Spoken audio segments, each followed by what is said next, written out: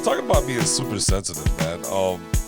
Do you think raising our future children or your child now to become super sensitive and be fragile is a behavior that good to teach them in this real world nowadays? Like just being super sensitive?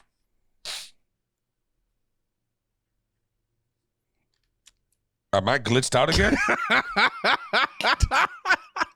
I don't.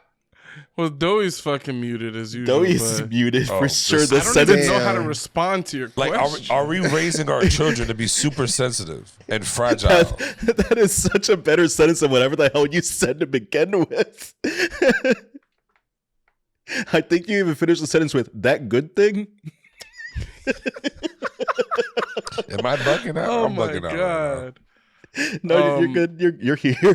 No, Are we raising our children to be super sensitive? I think as a society, I have seen more of it in the last couple of years than historically, and I do think it's troubling. You think it's a lack of? I think all the trigger warning stuff and stuff like that. I feel like it's like you're going too far. Like there maybe there are some things that are trigger warnings, right, for people that have experienced like real traumas. Mm-hmm. But like somebody hearing, I don't know, Donald Trump's name shouldn't be a fucking trigger warning. Like I agree. Someone talking about a movie or a song shouldn't be a trigger warning. Like I don't know. Like it seems like we're saying, these are all these things that are completely off limits because I'm incapable of hearing these words or have a conversation about this. Like I don't know. It just feels strange to me. Yeah, I read a thing one time when they were talking. It was a psychologist, and he was talking about trigger warnings and how like they've moved away from their initial purpose. Like the initial purpose was for people to figure out their triggers and take steps in their own life to remove those triggers from their life if they were triggering their traumas. It was not supposed to be people pushing that onto other people and saying these are my triggers. Now you have to. Respect just it. You at large have to respect them. Obviously, your friends, your family, your close people in your life, they should know your triggers and they should respect them. But you can't expect random ass people on the internet to do that. I mean, shit. Think of all the trigger warnings we'd have to put in some of our videos. We talk about people have trigger warnings for spiders, dude. We talk about spiders in a video. We're gonna put a trigger warning spiders in it. It's a lot. It feels like. I don't know. I don't know if I necessarily agree with the full premise, but there's a lot of aspects that I think are flawed. I know what we need to do. We need to wish up and take a Ouija board out. Say, Yes. Jerry Springer. Triggered. We need that segment where we make fun of these type of people. You remember when these people were like, I'm scared of balloons, and then they run up on them with a whole bunch of balloons, and then run away. And the fastest runner on earth would follow them all the way the back, and they always guy on is them. skilled. That guy has skills. They're getting like fucking Usain Bolt to hold that camera. Like that motherfucker can Isn't move. it crazy Like, that we used to like use this shit for entertainment when people were like super triggered by something? I still find it entertaining. Yeah, I love that video where they pull out the balloons and that lady's like, ah! She just starts running for her life. Like that shit is depressing in a sense because that isn't a trigger. That person has some crazy mental irrational fear thing. That's like a mental disability, I would call it. For sure. Which is different than what I'm talking about. But yeah, I think that's a little bit more understandable. Like the balloon thing. But. I mean, fear, man, that's fun hard. as fuck. Fear and triggers two different things. So what I want to see is data though. I want to see data. Like I may have my personal feelings about whether kids are more sensitive today or not, but I don't know how you would measure that like in data, but I'd like to I have see no that. idea. There's a I'd like video to see that borne out. attached to the this topic, and it explains that back in the day, our grandparents and our parents were let outside at an early age, 7, 8, 9, 10 years old. They were outside experiencing the world, and they're saying that because as time went on, we became so protective of our kids, some people didn't let their children leave the house until they're like going to college or like 16, 17. That's when they started allowing them to go out.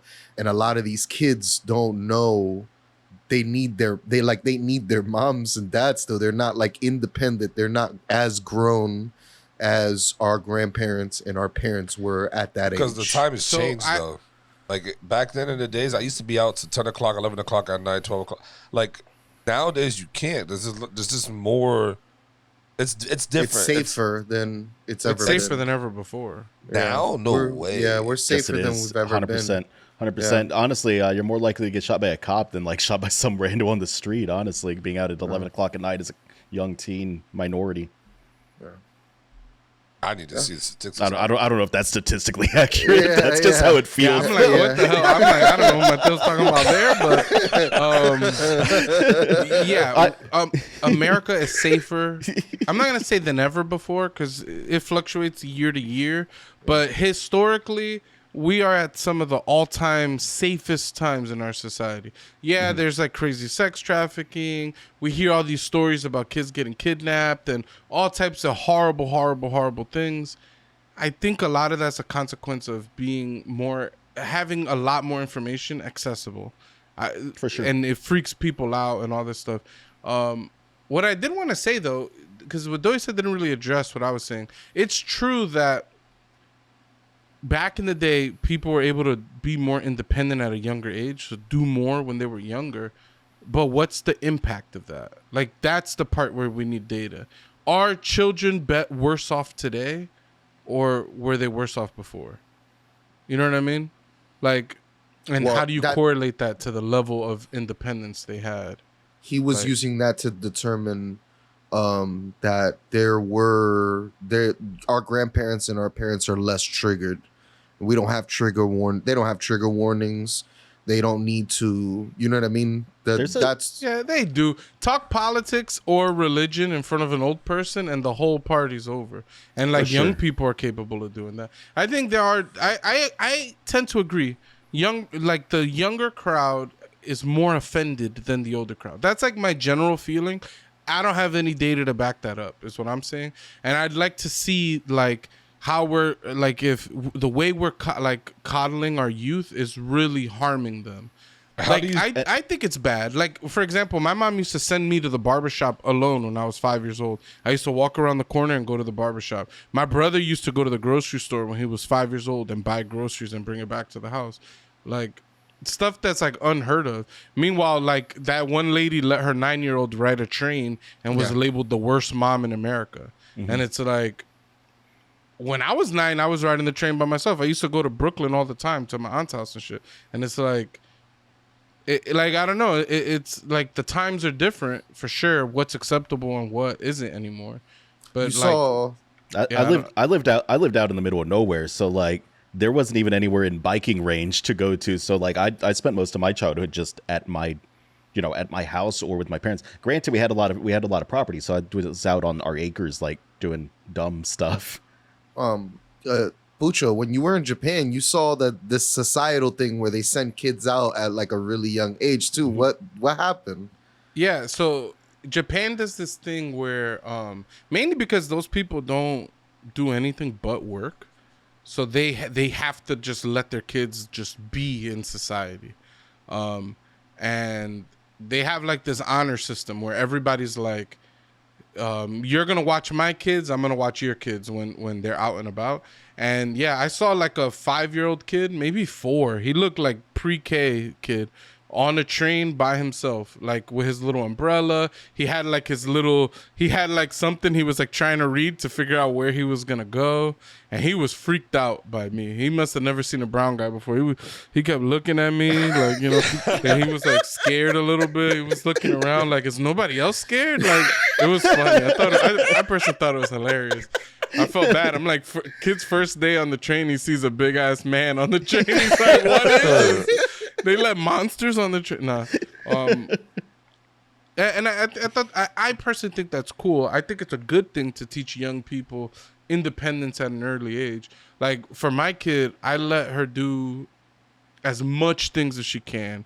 As stupid as it sounds, but I'm like, dress yourself, wipe your ass, put your own shoes on, and it takes forever. But I feel like these little things are gonna instill a lack of need on her part, of her like needing her parents around, which is just gonna benefit me personally because I'm a little lazy.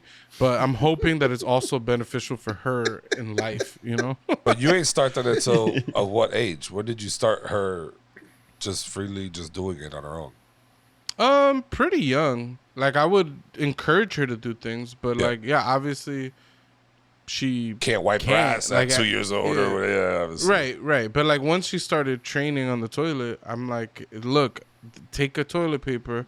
This is how you clean yourself. I let her fumble and try to clean herself. And then obviously I'm not going to just let her walk around with a stinky ass. I clean her ass. But like sometimes she cleans it and then I clean after. And I'm like, oh, it's clean. You did a good job. Lately I've been letting her brush her teeth on her own.